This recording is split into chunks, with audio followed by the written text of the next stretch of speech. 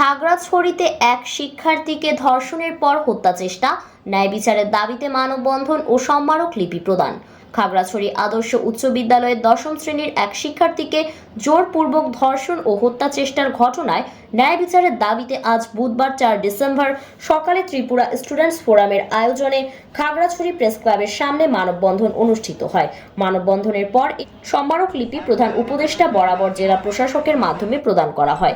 গত 27 নভেম্বর ঘটে যাওয়া এই মর্মান্তিক ঘটনায় অভিযুক্ত গোপীনাথ ত্রিপুরাকে ইতোমধ্যেই পুলিশ হেফাজতে নেওয়া হয়েছে। তবে দ্রুত বিচার কার্যক্রম শুরু করে অভিযুক্তের দৃষ্টান্তমূলক শাস্তির দাবি জানিয়েছেন মানববন্ধনে অংশগ্রহণকারী বিভিন্ন সংগঠনের নেতারা। মানববন্ধন শেষে জেলা প্রশাসকের মাধ্যমে স্মারকলিপি প্রদান করা হয়। এতে উল্লিখিত দাবিসমূহ হল অভিযুক্ত গোপীনাথ ত্রিপুরা দৃষ্টান্তমূলক শাস্তি দ্রুত নিশ্চিত করা, ভুক্তভোগীর উন্নত চিকিৎসা নিশ্চিত করা, ভুক্তভোগী পরিবারের নিরাপত্তা ও পুনর্বাসনের ব্যবস্থা নেওয়া, ধর্ষণ ও নির্যাতনের শিকারদের জন্য হাসপাতালগুলোতে বিশেষায়িত সেবা কেন্দ্র প্রতিষ্ঠা, ভুক্তভোগী শিক্ষার্থীর শিক্ষার সম্পূর্ণ ব্যয় সরকারিভাবে বহন।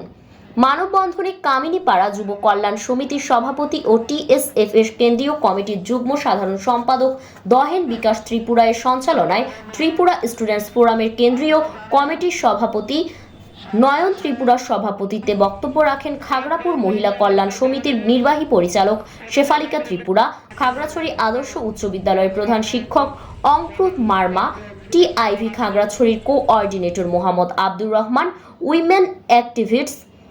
উইমেন অ্যাক্টিভিস্ট ফোরামের প্রতিনিধি পিঙ্কি বড়ুয়া, সাংবাদিক প্রতিনিধি চিংমে প্রু মার্মা।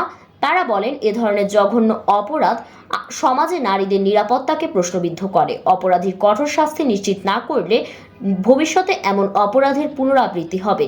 বক্তারা আরও বলেন, এই ঘটনা শুধু একটি নির্দিষ্ট পরিবারের নয়, পুরো সমাজকে প্রভাবিত করছে।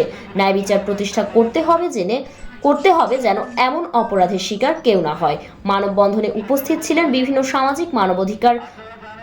সামাজিক মানবাধিকার এবং নারী কল্যাণ সংগঠনের প্রতিনিধিরা। তারা যৌথভাবে এ ঘটনায় বর্তমান অন্তর্বর্তীকালীন সরকারের কাছে জরুরি পদক্ষেপ নেওয়ার দাবি জানিয়েছেন।